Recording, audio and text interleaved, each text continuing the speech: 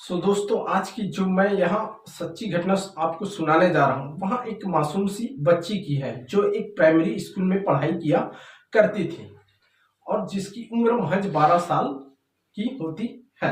एक दिन की बात होती है साथियों, वहाँ जो बच्ची होती है वह पढ़ाई करने के लिए विद्यालय पहुंचती है। जैसे ही विद्यालय पहुंचती है, सभी बच्चे लोग जो हैं वो प्रार्थना के लिए खड़े हो जाते हैं। जैसे ही प्रार्थना के लिए यह बच्ची भी खड़ी होती है, इस बच्ची की जो तबीयत होती है वह खराब होने लग जाती है और प्रार्थना के जो खत्म होते होते तक इस बच्ची की जो तबीयत है वह बहुत ज्यादा बिगड़ जाती है। जो इसके टीचर लोग होते हैं उस बच्ची को थोड़ी बहुत दवाई गोली दे देते हैं और उसको घर जाने के लिए कह देते हैं। वह बच्ची जो होती है वह अपने घर वापस चली आती है। जैसे ही घर के नजदीक पहुंचती है, घर के चौखट के करीब पहुंचती है, वह अपने माँ को पुकारने लगती है कि माँ आप कहाँ हो, माँ आप कहाँ हो। लेकिन जो उसकी माँ होती है वह किसी भी प्रकार की कोई भी जवाब नहीं देती है। तो यहाँ जो मासूम सी बच्ची होती है वह और बहुत ज्यादा घबरा जाती है। इस प्रकार से जैसे ही वह अपने घर के अंदर के रूम के पास पहुंचती है और देखती है कि जो रूम का दरवाजा है वह अंदर से लॉक है और उस रूम के अंदर से कुछ अजीब सी आवाजें सुनाई दे रही है, जो आवाज वह कभी सुनी नहीं होती है। इस कारण वह जो बच्ची है वह खिड़की के झरोखों के माध्यम से जब देखती है तो जो उसकी माँ होती है वह पूरी तरह नग्न अवस्था में होती है और उसके साथ जो एक पुरुष भी होता है जिसे वह देख लेती है, जिसकी वह कभी कल्पना ही नहीं की होती है। इस कारण वह जो बच्ची होती है वह बहुत ज्यादा परेशान हो जाती है और वह चुपके से खामोश होकर उसी खिड़की के नीचे बैठ जाती है। लेकिन कुछ देर गुजरने के बाद एक व्यक्ति उसी रूम के अंदर से बाहर निकलता है और उस बच्ची की तरफ देखने लगता है और वह बच्ची भी उस व्यक्ति को देखती है। उसके बाद क्या होता है साथियों कि कुछ देर और गुजरता है। उसके बाद जो उसकी माँ होती है वह रूम के अंदर से बाहर निकलती है और अपने बच्चे को अपने गोद में उठाकर बोलने लगती है कि बेटी आज कैसे तुम जल्दी स्कूल से आ गई। वह जो बच्ची होती है वह कुछ भी जवाब नहीं देती, क्योंकि वह बच्ची जो है वह बहुत ज्यादा डर गई होती है, बहुत ज्यादा सहम गई होती है। वह खामोश ही होती है क्योंकि वह ऐसी चीज देख ली होती है जिसके बारे में वह कभी कल्पना में सोची ही नहीं होती। लेकिन उसके बाद जो उस बच्ची के साथ होता है उसके बारे में भी उसकी माँ ने कभी नहीं सोची होगी। चलिए दोस्तों, जानते हैं पूरी कहानी इस वीडियो के माध्यम से। दरअसल एक दिन सुबह सुबह की बात होती है। उसके जो माता पिता थे बच्ची के, वे कहीं बाहर जा रहे होते हैं। जो उसका पिता होता है वह मजदूरी करने के लिए वह निकल जाता है और जो उसकी माँ होती है वह भी शादी समारोह में शामिल होने के लिए अपने घर से निकल जाती है। उसके बाद जो उसकी माँ होती है वह अपनी बच्ची से कही होती है कि बेटी आज तुम स्कूल मत जाना और जो हमारे पशु हैं उनके लिए भी चारे की व्यवस्था कर देना, उसको समय पर चारे दे देना। इस प्रकार बताकर उसके माता पिता जो होते हैं वह घर से चले जाते हैं। लेकिन कुछ समय बीतने के बाद एक व्यक्ति उसके घर में आता है और दरवाजे को खटखटाने लगता है। दरवाजे जैसे ही खटखटाने की आवाज आती है, वह जो बच्ची होती है निकल कर देखती है तो एक आदमी आया होता है और वो जो आदमी होता है वह उस बच्ची से कहने लगता है कि बेटी, तुम्हारी माँ ने कहा है कि तुम आज हमारी खेतों से जाकर पशुओं के लिए चारे की व्यवस्था कर लेना, पशुओं के लिए चारे काट कर ले आना और समय पे अपने पशुओं को चारा खिला देना। इस प्रकार कहने के बाद वह व्यक्ति जो होता है वहां से चला जाता है। लेकिन जो यहाँ छोटी सी बच्ची होती है वह अपने पशुओं की चारा लाने के लिए खेत की तरफ निकल जाती है। दोस्तों, इस बच्ची की घर से लगभग 700 मीटर दूरी पर वह खेत होता है। उस खेत में वह चारा काटने के लिए चली जाती है। जैसे ही वह बच्ची चारा काट रही होती है तभी अचानक से एक व्यक्ति उस खेत में आ जाता है और उसे बुरी नजरों से देखने लगता है और उसके ऊपर अचानक से धावा बोल देता है, उसे दबोच लेता है।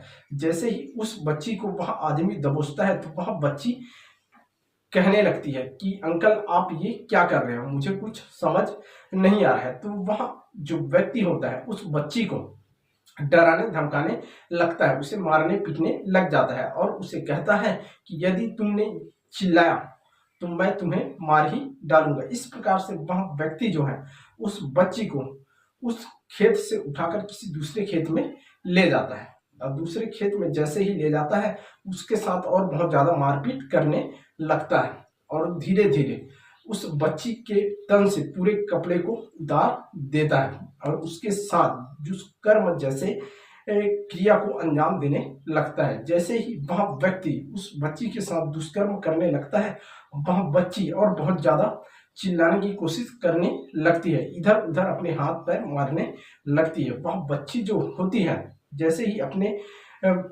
पैरों को इधर उधर करती, वह व्यक्ति जो होता है उसके पैरों को अपने पैरों के सहारे से दबा देता है और जैसे ही वह बच्ची अपने हाथों को इधर उधर करती उसके हाथों को भी अपने हाथों से वह व्यक्ति जो है वहां दबा देता है। इस प्रकार से जब वह बच्ची जो है वह बहुत ज्यादा चिल्लाने का प्रयास कर रही होती है तभी वह जो व्यक्ति होता है वहीं पर एक लकड़ी का गुटका रखा होता है, उस गुटके को उस बच्ची के मुंह में डाल देता है और उसके साथ जब तक जी न भरे तब तक उसके साथ दुष्कर्म करते रहता है और वह बच्ची जो है वह पूरी तरह नग्न अवस्था में होती है और अधमरी हो जाई रहती है और वह जो व्यक्ति है उस बच्ची को पूरी तरह मारने के लिए उस बच्ची के द्वारा जो रस्सी ले जाया रहता है पशुओं की चारा लाने के लिए, उस रस्सी के द्वारा उसके गले को घोंट देता है और उस बच्ची की पूरी तरह हत्या कर देता है। हत्या तो कर देता है लेकिन उस हत्या को छुपाने के लिए सोचने लगता है कि आखिर इस लाश के साथ क्या करूं जिससे किसी को भी भनक न लगे, और यह सोचकर वह व्यक्ति जो होता है वह अपने खेत से निकलकर इधर उधर अपने नजरें दौड़ाने लगता है कि आखिर कोई आ तो नहीं रहा है। जब दूर दूर तक उस व्यक्ति को कोई भी नजर नहीं आता है तो उस बच्ची को अपने कांधों में उठाकर वहीं कुछ दूर में नदी होता है वहां पर ले जाता है और नदी के किनारे एक गड्ढा खोदने लग जाता है और उसी गड्ढे में उस मासूम सी बच्ची को दबा देता है। लेकिन वहां जो व्यक्ति होता है एक उसका कपड़ा दबाना भूल गया होता है और जल्दीबाजी में वही नदी में स्नान करके वहां अपने घर को आ जाता है और चुपके से अपने घर में ही रहता है। जब शाम हो चुका होता है तो इस बच्ची के जो माता पिता होते हैं वे लोग घर में पहुंचते हैं तो उन्हें पता चलता है, वे लोग देखते हैं कि बच्ची घर में नहीं है। वे लोग पूरे मोहल्ले में उस बच्ची की तलाश में जुट जाते हैं, इधर उधर सभी जगह उसे ढूंढने लगते हैं लेकिन वह जो बच्ची होती है वह कहीं दिखाई नहीं देती है। तब यह बात जो है वे पूरे मोहल्ले पूरे गांव में फैल जाती है कि यह बच्ची दिखाई नहीं दे रही है। इस प्रकार से उसके माता पिता उसे ढूंढ ढूंढ कर परेशान हो जाते हैं, हैरान हो जाते हैं और रोने धोने भी लग जाते हैं और सारे मोहल्ले लोग वाले भी बहुत ज्यादा परेशान हो जाते हैं कि आखिर ये बच्ची गई तो गई कहाँ। इस प्रकार से उस बच्ची की माता पिता जो होते हैं और गांव के कुछ लोग होते हैं वे लोग मिलकर उस बच्ची को ढूंढने के लिए खेत की ओर जाने लगते हैं, क्योंकि उसकी माता जो होती है वे गांव वालों को कहते हैं कि मैंने अपनी बच्ची को जो है वे चारा लाने के लिए पशुओं को चारा लाने के लिए बोला था। इस प्रकार से गांव के लोग और जो बच्ची के माता पिता होते हैं वे खेत की तरफ ढूंढने के लिए चले जाते हैं। लेकिन जैसे ही वहां पर पहुंचते हैं तो एक व्यक्ति को उस बच्ची की चप्पल नजर आती है, सिर्फ चप्पल ही दिखती है लेकिन बहुत ज्यादा ढूंढने के बाद भी उस बच्ची का कहीं अता पता नहीं चलता। इस प्रकार परेशान होकर वे लोग रोते धोते अपने घर को और वापस चले आते हैं। जैसे ही घर में पहुंचते हैं तो कुछ गांव वाले जो लोग होते हैं वे लोग उनको सलाह देते हैं कि ऐसा करो, बच्ची नहीं मिल रही है तो थाने में जाकर रिपोर्ट दर्ज करवा देते हैं। इस प्रकार गांव के कुछ लोग और बच्चे के माता पिता रोते धोते जैसे थाने में पहुंचते हैं और पूरी वाकया बताते हैं तो जो थानादार होता है वह कहने लगता है कि देखो आज का दिन और वेट कर लो, यदि कल सुबह 10 बजे तक आपके बच्चे यदि घर नहीं लौटती है तो हम उसका तलाश करेंगे और आपको उसको ढूंढकर लाकर दे देंगे। इस प्रकार से उस जो थानेदार होता है उनको वापस घर भेज देता है और उसके माता पिता और गांव वाले लोग पुनः वापस घर में चले आते हैं। जैसे तैसे उस दिन का समय बीतता है, बच्ची का कहीं अता पता ही नहीं चल रहा था, ना ही बच्ची घर में वापस आती है।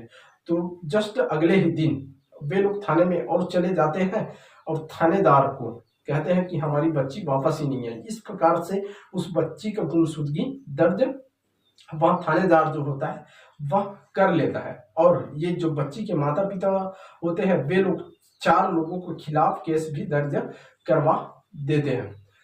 तो इस प्रकार वो जो पुलिस वाले लोग होते हैं वह उनके गांव में पहुंच जाते हैं और गांव में पहुंचने के बाद उसी खेत की तरफ तलाश करने के लिए, उस बच्ची को ढूंढने के लिए चले जाते हैं और सभी गांव वाले लोग मिलकर और पुलिस वाले लोग मिलकर उस बच्ची को ढूंढने लगते हैं। ढूंढते ढूंढते वे लोग उसी नदी के किनारे आसपास पहुंच जाते हैं। बहुत ज्यादा ढूंढते हैं लेकिन वहां कहीं नजर नहीं आ रही थी, लेकिन एक व्यक्ति जो होता है उसका जो नजर है उसके उस बच्ची के कपड़े पर पड़ जाता है, क्योंकि वह जो व्यक्ति होता है उस बच्ची को उसके अंदर दफना दिया होता है लेकिन उस बच्ची के कपड़े को उसके अंदर डालना भूल जाता है और वह व्यक्ति देखता है कि यहाँ पर नई नई मिट्टी खुदी हुई है और ऊपर से वह झाड़ी को भी उसके ऊपर कुल्हाड़ी से काटकर रख दिए रहता है। इस प्रकार से जब उस व्यक्ति ने उस जगह को देखा तो सभी लोगों को वहां पर बुलाता है और उस मिट्टी को वहां से हटवाते हैं। जब उस मिट्टी को वहां से हटाया जाता है तो देखते हैं कि वहां एक बच्ची होती है और उसे जब लोग देखते हैं तो उनके रोंगटे खड़े हो जाते हैं कि आखिर इस बच्ची के साथ इस तरह की दुष्कर्म किसने किया होगा। इस प्रकार जो पुलिस वाले लोग होते हैं उस बच्ची के लाश को पोस्टमार्टम के लिए भेज देते हैं और जैसे ही पोस्टमार्टम होती है उनके परिवार वालों के हाथों उनकी लाश को सुपुर्द कर दिया जाता है और इधर जो पुलिस वाले होते हैं वे जांच तलाश पड़ताल में जुड़ जाते हैं, इन्वेस्टिगेशन करने लगते हैं। जैसे ही इन्वेस्टिगेशन की प्रक्रिया आगे बढ़ती जाती है तो जिनके खिलाफ जो इनके माता पिता होते हैं मुकदमा दर्ज करवाए होते हैं, जिनके खिलाफ ये लोग रिपोर्ट दर्ज करवाए होते हैं, उन लोगों को बारी बारी से बुलाया जाता है। जैसे ही बारी बारी से बुलाया जाता है, जैसे ही बुलाया जाता है तो वे लोग इस मामले से सीधा सीधा इनकार कर देते हैं कि इन सब मामले में हमारा हाथ नहीं है। इस प्रकार 3 लोगों ने इस मामले से अपना कोई भी संबंध नहीं बताया। सिर्फ एक बचा होता है गांव का जमींदार जिसके खिलाफ भी ये लोग रिपोर्ट दर्ज करवाए होते हैं, उनको भी बुलाया जाता है। वह भी इधर उधर बातें को घुमाने लगता है लेकिन जब उसे कड़ाई से पूछा जाता है तो वह कुछ ऐसा शब्द बोलता है, ऐसी बातें बताता है जिसे सुनकर पुलिस वालों के और सभी लोगों के दिल दहल जाता है और रोंगटे खड़े हो जाता है। दरअसल वह व्यक्ति जो होता है वह बताता है कि जो ये बच्ची है जिसकी हत्या मैंने तो की है, लेकिन ये जो बच्ची की माँ है उसके साथ मेरे साथ लगभग 5 सालों से अवैध संबंध चल रहा है और इसके पति के साथ मेरा अच्छा खासा दोस्ती भी है। इस प्रकार से जब वह व्यक्ति बताता है तो लोग जो है वह सोचने लग जाते हैं और वहां एक बात और बताता है कि एक दिन की बात है जब मैं इस बच्ची के घर में गया हुआ था और इसके माँ के साथ आपत्तिजनक स्थिति में रहता हूँ, उसके साथ अवैध संबंध बना रहा था। तभी वह बच्ची जो होती है स्कूल से जल्दी वापस आ जाती है और हम लोगों को संबंध बनाते हुए देख लेती है। हम लोग उसे बहुत समझाते हैं कि इस बात को किसी को मत बताना, लेकिन वह जो बच्ची होती है वह बिल्कुल भी खामोश सी रहती है। इस वजह से मैं डर जाता हूँ कि ये बच्ची कहीं गांव के कई लोगों को न बता दे। इस वजह से मैं इस बच्ची के साथ इस तरह की घटना को अंजाम देता हूं।